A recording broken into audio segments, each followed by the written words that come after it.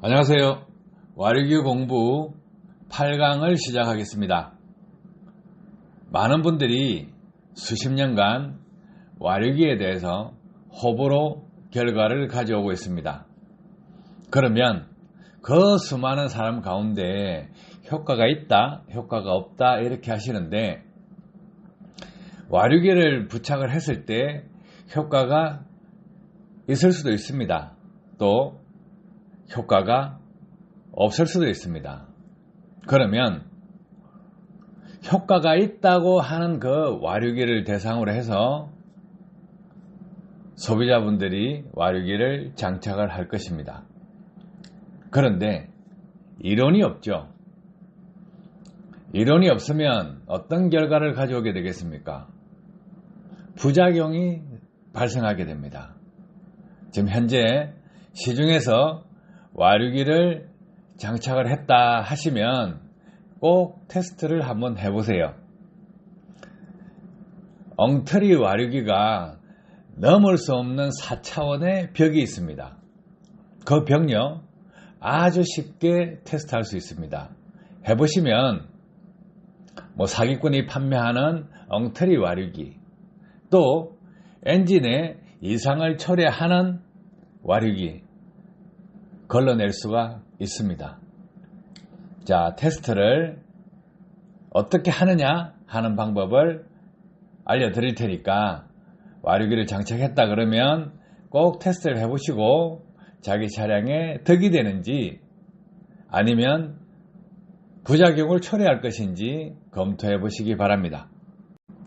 와류기를 테스트한다 하면 그냥 단순하게 와류기를 장착하고 출퇴근, 정속주행 이런 정도로 테스트를 하게 되죠. 그런데 자동차 메이커나 또 엔진 개발자들이나 연구하시는 분들은 그런 과정의 테스트는 테스트가 아니라고 생각할 수밖에 없습니다. 자, 광경을 조정해서 흡기, 배기 쪽의 광경을 조정해서 적용하게 되면 저속 RPM, 저부하 운전에서는 효과가 나올 수가 있습니다. 그럼 광경을 축소하면 되죠. 그러면 광경을 크게 하면 또 저속 회전, 저부하 운전에서는 또 불리하게 됩니다. 그렇다고 광경을 임의대로 가변으로 해서 조정할 수 있겠습니까? 물론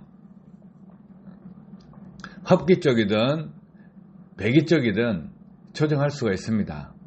디젤 차량 같은 경우에 스웰 밸브가 달려가 있고 이것으로 해서 공기량을 조절하기도 합니다. 또 배기 쪽은 가변 밸브를 적용해서 광경을 조절하기도 합니다. 효과가 있다, 1% 효과 있다, 2% 효과 있다, 3% 있다 이렇게 해서 기술을 개발하지만 실질적으로 그러한 기술들은 이미 보편화되었고 더 이상 발전하는데 어려움을 가지고 있습니다. 지금 현재 와류기를 장착하고 있다, 이러면 흡기구에 몇 개 단다, 배기구에 몇 개 단다 이런 식으로 개수가 늘어나고 있죠. 그리고 흡기 쪽에 보시면 광경을 줄이는 효과, 그 효과를 만들어내기 위해서 와류기 또는 와류기가 아닌 통짜로 된 디자인을 가지고 만들어졌는 와류기도 있습니다. 자, 그러면 와류기가 아니더라도 그런 효과는 만들어낼 수가 있습니다. 예를 들어서 종이컵 같은 디자인을 하고 종이컵 바닥에 구멍을 뚫어서 그런 디자인으로 흡기구에 부착을 하면 저속회전에서 효과가 나옵니다. 또 배기구에도 그렇게 만들어서 부착을 하면 효과가 나옵니다. 하지만 가장 중요한 것은 풀악셀일 때 문제가 된다는 거예요. 땡김 현상이 생길 수밖에 없습니다. 그래서 자동차 메이커도 그 광경을 상당히 중요하게 생각하고 있습니다. 저속회전뿐만이 아니고 고속회전에서도 효과가 동일하게 나와야 된다.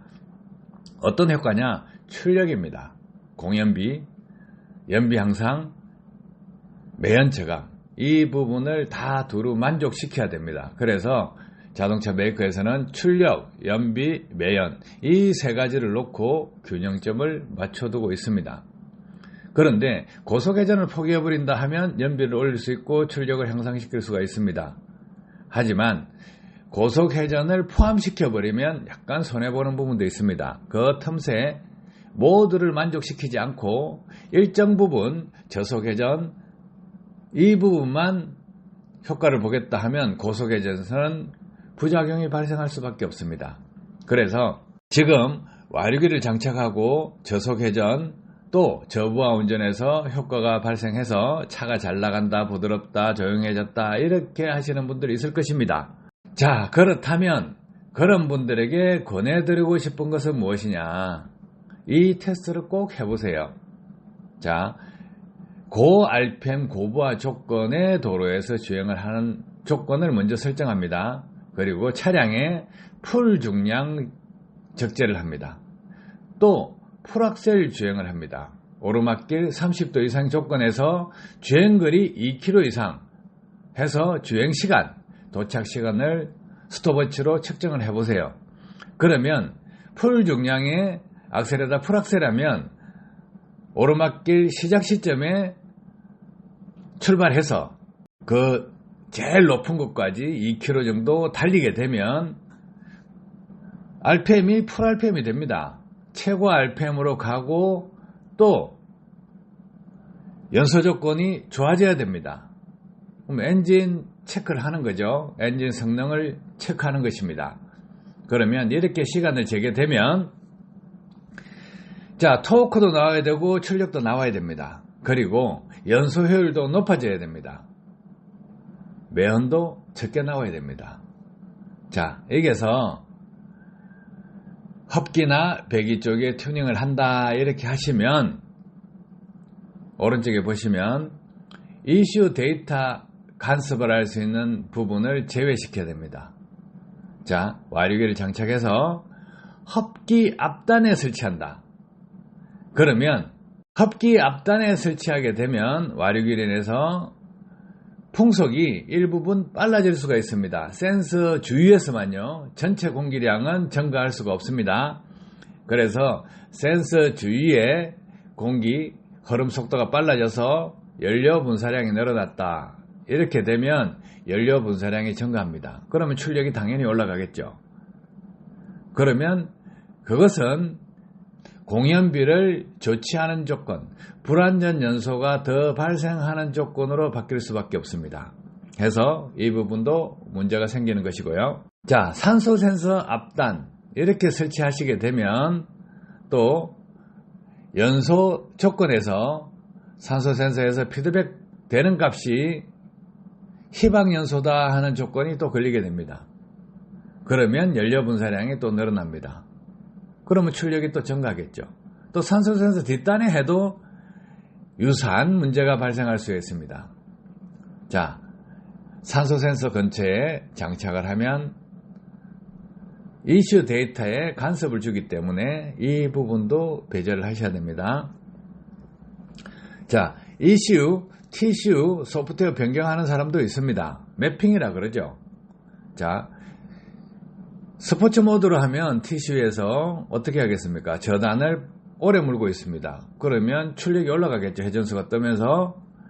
그런데 TCU를 어떻게 소프트웨어를 변경하느냐에 따라서 변속 타이밍이 달라지기 때문에 이 부분은 건드리면 안 됩니다. 또 이슈는 프로그램을 매핑을 할 때 터보 회전 속도까지 조절할 수가 있습니다. 그리고 공연비도 조절할 수가 있습니다. 얼마든지 프로그램으로 다 조절할 수가 있어요. 자동차 메이커에서는 출력, 토크, 연비, 매연 이런 부분에 다 균형점을 잡아놨는데 어느 한쪽을 흔들어 버리면 어느 한쪽은 손실을 보게 되어 있습니다. 해서 이런 이슈 데이터 값에 간섭이 일어나지 않는 조건에서 테스트를 하시라는 거예요. 자, 그러면 흡기 와류기를 단다 하면 흡기 센서 뒷단에 설치하셔야 됩니다. 전단에 설치하면 다른 결과로 이어질 수가 있습니다. 아시겠죠? 해서 와류기를 장착해서 뭐 효과가 있다 해서 막연하게 이렇다 저렇다 하시는 분들 상당히 많을 것입니다. 뭐 10명 정도가 와류기를 설치했다 그러면 한두 명은 효과 있다 하겠죠.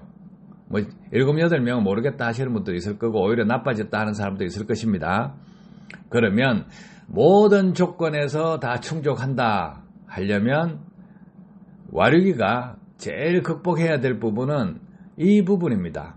30도 이상 경사도, 주행거리 2km 이상, 아래쪽에서 차를 정차했다가 열간 상태에서 풀악셀로 밟아서 2km 지점에 도착할 때 스톱워치를 가지고 측정을 해보시면 연료 분사량이 똑같은 조건에서 시간을 줄였다 하면 실질적으로 효과가 있는 것입니다.